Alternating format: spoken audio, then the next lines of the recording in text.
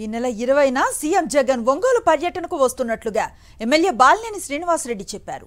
అదే రోజు నగరంలో 25,000 మంది పేదల కోసం సిద్ధం చేసిన ఇళ్ల స్థలాలను ముఖ్యమంత్రి చేతుల మీదుగా లబ్ధిదారులకు అందించనున్నట్లుగా వెల్లడించారు.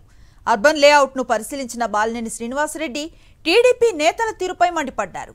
పేదలకు ఇళ్ల పట్టాలను అడ్డుకునేందుకు కోర్టులో పిలువేయటాన్ని తీవ్రంగా తప్పుపట్టారు. ఇదేం రాజకీయం అంటూ మండిపడ్డారు. ఇలాంటి నీచ రాజకీయాలను తన జీవితంలో చూడలేదన్నారు.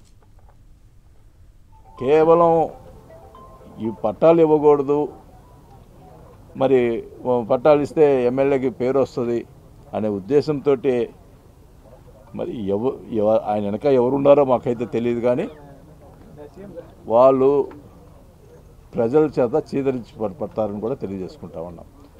ఒకటే చెప్తా ఉన్నాం, వాళ్ళు పెట్టినట్టు మన ఏమంటున్నారు, నేను కేవలం పేదవాళ్ళకి అందాలి, పారదర్శకంగా కుల మతాలకు సరిగ్గా లేదు అని చెప్పి ఏదో నోటీస్ ఇచ్చారని చెప్పి అంటున్నాడు. కానీ పిల్లు వేసిన దాంట్లో ఒకటి ఉంది. ఒక విషయం ఏం చెప్పారంటే, ఎమ్మెల్యేకి ప్రతి ఎకరాకి 8 లక్షలు రైతులు ఇచ్చారు, రైతుల దగ్గర 8 లక్షలు తీసుకున్నారు అని చెప్పి పిల్లు వేశారు. ఈ ల్యాండ్లో సంబంధించి ఒక వైసీపీ వాళ్ళు కాదు, తెలుగుదేశం వాళ్ళు కూడా ఉన్నారు ఈ ల్యాండ్ ఎక్వైర్ చేసిన వాళ్ళలో. వాళ్ళనైనా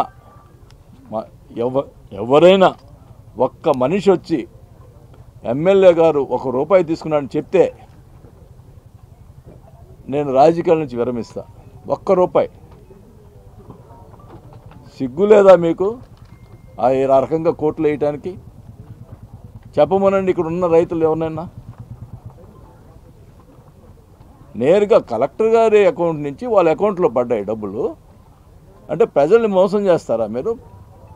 అంత రైతులు దగ్గర డబ్బులు తీసుకొని రాజకీయం చేస్తే ఇన్ని సంవత్సరాలు, ఇక్కడ 30 సంవత్సరాలు ఎమ్మెల్యేగా ఉంటామా ఏమిటా? అంతకంటే నీచమైన బ్రతుకుందా? రైతుల దగ్గర డబ్బులు తీసుకునేదేంటి? ఏ రకంగా వేస్తారు? పట్టాలు ఆపేదానికి రకరకాల ప్రయత్నాలు చేస్తూ ఉన్నారు. ఎన్ని ప్రయత్నాలు చేసినా ఒకటే చెప్తున్నాను, పట్టాలు మళ్ళీ అన్నీ కూడా